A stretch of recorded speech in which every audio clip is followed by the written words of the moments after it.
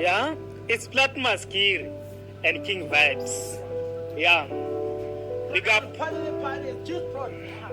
big up all local musicians, including us. Yeah, yeah, everybody best friend, best girlfriend, best. Unamuzizaya ukuthi ukasora usiri online namotaura pa last song ndati ndisimbise ndakutumira song yangu but awana kuisa respond yandaifungidzira kuti uchaisa best shuwa utori mumwoyo mangu izvi hazvisi zvekunyepa best mwoyo mangu wakagara kunganzi mwoyo muti unomera paunoda wangu wakamerera pauri dzaingova nhanganyaya dzandaikaita that pandakanyora song yekutanga apa ndachindibudise zviri pamwoyo pangu wakanaka kupfuura magirls ese andakambonyenga ndisati ndautanga kuwirirana newe besti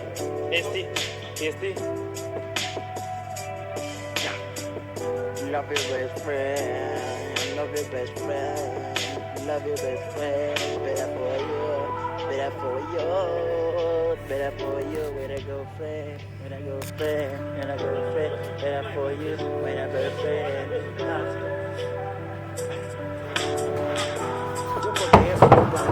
Let's bang and do one here with Jinja. You need to keep my turn and just do this and a chum. Don't work here, where do you see the guy? Ombo guy, from the president in the land of fire post meeting. Tamanaga, that is very Tamaji. That's why you could find down, tap it out, and down to the and you know that. So, loving my best friend, loving my best friend, better for you, with a girlfriend,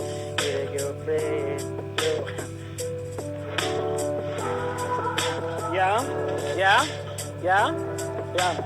Ichokwadi ichi besti.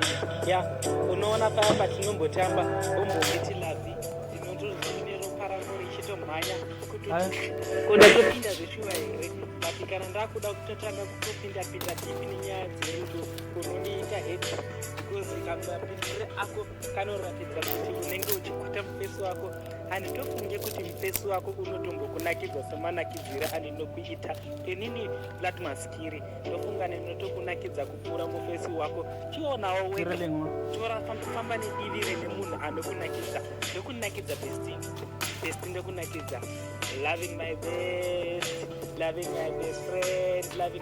friend ndochokwadi ichi besti dai wangobvumawo because patinotaura paya inotobva kuti